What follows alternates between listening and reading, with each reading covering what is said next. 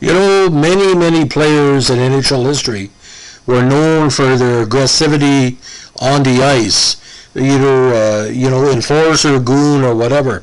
But this is what we're talking about. It was a unique set of circumstances that caused a world record to be set by this skater. Now, if anybody knows about Randy Holt, we know he was an aggressive player. We know he was a very talented defenseman, but he was also known as one of the toughest players in hockey during the 1970s and 80s. Now, as of this, not say writing, but this podcast, he still holds the NHL single-game record for penalty minutes. Now, they say the nicest community in Ontario for many is Pembroke, but ironically, that's where he was born. Now, Randy Holt came to major prominence by playing 3 big years in the OHA, put up some great defensive numbers. Niagara Falls of the OHA in 71, Niagara Falls of the OMJHL in 72, and the Sudbury Wolves in 1973, which was his draft year. He had 7 goals, 42 assists for 49 points that year, and ended up with 294 minutes in penalties. Now, Chicago wanted some aggressivity on the back end because some of their players were getting older, Stapleton, White, everybody else. They took him 45th overall in the third round.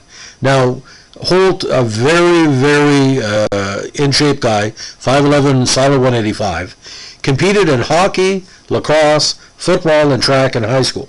And again, he played Tier 2 hockey in Sudbury before moving up to the OHA. Now, he eventually made the NHL with Chicago. Now, Chicago was an up and down literally over a number of years. He played with the Dallas Blackhawks in 74, seasoning 222 minutes in penalties in the regular season, 18 points and 3 goals. Chicago, over a number of years, he was getting called up on a regular basis, but still playing the majority year in Dallas. Played 12 games in Chicago in 75, 12 in 76, 12 in 77, and 6 in 78 before the Cleveland Barons took over his contract. Now, he played in 42 games over that stretch over a number of years. Now, he broke a pro record in CHL with 411 minutes in penalties in 74-75. He wasn't a goon, again, a very strong guy. He showed heavy skill in 76, where he made the All-Star team and basically was one of the best defensive players. His penalty minutes went down 250, but despite the 411 minutes in penalties, in 75, he had 40 points in 65 games. So he was a good playmaker, good on the defense, good on the offense. Now, just after the start of the 78 season, he was traded to the Cleveland Barons and finally received a chance to stick in the NHL full-time. He did finish the season with 1 goal and 4 assists in 52 games with 249 minutes in penalties. Now, at the end of the season, however, the Barons ceased operations, didn't protect him, and Holt was claimed by the Vancouver Canucks in a resulting dispersal draft. It's 1978. Now, Holt appeared in only 22 games for the Canucks before being traded to the Kings midway through the 79 season. He finished the year with 1 goal and 9 assists for a career-high 10 points, along with 282 minutes in penalties. Now, in 58 games between LA and Vancouver, included in his penalty minute total, of course, was that record 67 in a March 11th, 79 game against the Flyers. Now, let us break this down for you. It's quite bizarre. Now, Holt is the only player in NHL history to be assessed more penalty minutes than the length of an actual game, and this all occurred during the first period. Again, March 11, 79 against the Flyers, at the Spectrum of all places. Now, all the penalty minutes were assessed again in the opening stanza, as he received 1 minor, 3 majors, 2 10-minute misconducts, and 3 game misconducts. The first penalty was a minor at 10:25. Holt then took a double major misconduct for fighting with Frank Baith at 14:58. I think the double major was fighting, maybe for fighting. I think it was also a stick infraction. He then became involved in a bench clearing brawl at the end of the first period, for which he received a major misconduct and a triple game misconduct. Now, Holt was deemed the main instigator of the fight and was forced to sit out LA's next 3 games because of the triple suspension. Now I've done the book for penalties before. High school hockey was very intense, but I never saw Randy Holt 67 minutes. I don't know in 2021 NHL do you even give up triple misconducts anymore. Now, after another season in LA, he was traded to Calgary Flames for the 81 campaign. Now, he really proved his game that year, especially the playoff run, where he scored 2 goals and 4 points in 13 games to help the Flames reach the Stanley Cup semifinals. For the 82 season, he was traded to Washington, where he set a club record with 250 minutes in penalties. Now, he then broke his own record with 275 the following season, but did play in 70 games with 8 assists. He closed out his career with a 26-game stint for, of all teams, the Flyers in 83-84 before retiring. Now, in 395 NHL games, he had 4 goals and 37 assists with 1,438 minutes in penalties. By my recounting, that's one of the highest per game penalty averages of all time.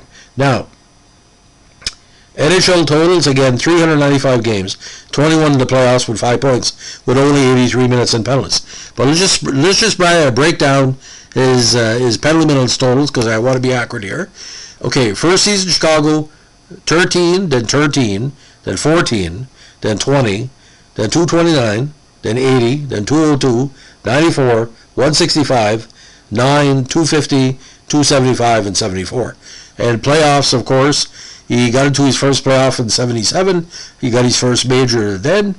Played 2 games in the playoffs with the Kings, I think against Toronto, maybe, if I'm not mistaken.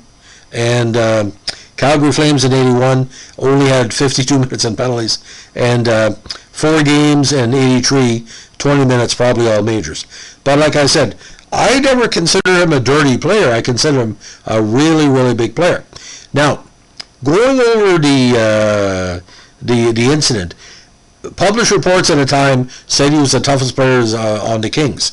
Now, he was there to protect Marcel Dion and add muscle to the squad. Now, when they played the Flyers, again, after the Bate fight, he felt he was a victim of a cheap shot from Kenny Linsman early in the game, and it took it out on Flyer Blake Dunlop, and Dunlop was a quiet player when the two came together in the corner. Now, at the end of the first, again, the Flyers confronted Holt as he came out of the box, which escalated the bench clearing brawl. Now, since then, the referees and linesmen wait if there's a problem at the end of the period to wait for the players to go back to the bench. They didn't do that right after because, if you remember, the Quebec-Montreal brawl was tied into the end of the second period of that famous 84 playoff game. Now, although he was only involved in a fight again with Flyer Paul Holmgren, who initiated the conflict, he got that 45 minutes in penalties for his actions. Now, how it worked back then, if you got a misconduct, game misconduct was an extra 10 minutes. So minor misconduct, game misconduct, 22 minutes in penalties. Now, the previous record was set by Jim Dory of the Maple Leafs, I think it was with the Maple Leafs, in 68. I could be wrong. Now, again, the Jim Dory incident, if I'm not mistaken, might have been a reactionary okay, and again, it was against the Flyers, that's true. It was October 16, 68, a game against, the Penguins. I read that wrong. It's the Penguins. But Dory was a good player. But like I said, I don't think Randy Holt was a goon in my opinion. Sure, he was a tough player, but, multi-sport athlete. And, if you can survive Chicago was in a rough division, and outlast Cleveland, survive Vancouver, West Coast, LA, Calgary. But it'd be interesting if he ever played for Toronto or Montreal or Quebec. He would really fit really well into the Quebec format or whatever, because by my memory, like I said, never made any big mistake on the ice because, again, stay-at-home defenseman, was willing to protect the players that need be. But Chicago, they had elite players there for a while, but being Marcel Dion's protector, and Calgary, I think you're getting into the Lanny McDonald years, and Washington too, they had some talented players as well. So, but 84 Flyers, what a lineup in that team. You're talking the rebirth of the Broad Street Bullies. That's some rough players on that 83 and 84 teams. So that's the legend of Randy Holt, but not to belabor the point. We're just going to go over some stats again. Again, the NHL record most penalty minutes in a game, still has the LA record, but he also holds the Washington record for most penalty minutes in one game with 34 against Philadelphia, March 27, 82. And most penalty minutes in one period in the second versus the Flyers again in that game. Penalty minutes leader, again, NHL for Washington. Cleveland penalty minutes leader in 78. LA penalty minutes leader, 1979. Washington penalty minutes leader, 82 and 83. Some injuries as well, and torn ligaments in his right knee, what kind of missed part of the 77 season. He also had some knee injuries in 81, and again, did hold the Washington penalty minutes record with 275, but it's been broken. Now with the CHL again, won the Adams Cup with Dallas in 74, also first team in 76, all rookie in 74 again with Dallas. He was drafted WHA 41st overall in 1973. CHL record most penalty minutes of the season with Dallas 75. CHL penalty minutes leader 75. Playoff penalties minutes leader in 74 and 75 in Dallas. Now eventually worked in public relations for a Calgary automotive company during the off seasons of his later years as a player, and he went into used car sales and insurance businesses after his retirement.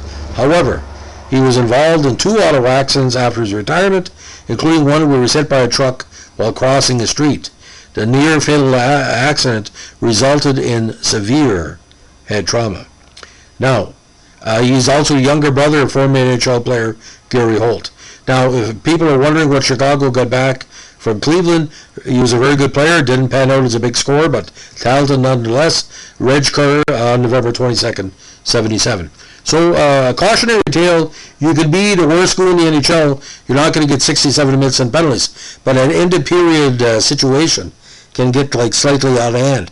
But if you look at the 84 Game 6 brawl, there easily could have been more than 67 minutes of penalties, because Hunter, Nyland, Mike McPhee, Richard Sevigny, instigator Louis Schlegel, I think, who else was Stashny, like leaving on the ice. Should have been a triple game misconduct for what he went back on the ice after being suspended, but you needed to finish the game. So thanks for listening, ladies and gentlemen. If you have a request, give us a like, comment, or subscribe. And don't forget, if you look at the old games with Randy Holt, if the YouTube is there, check it out. Because the Flyers were not Stanley Cup champions, but he went into Spectrum. It was always an interesting game. Anyway, they kept the 1970s hockey going well into the 1980s. Thanks for listening. Bye.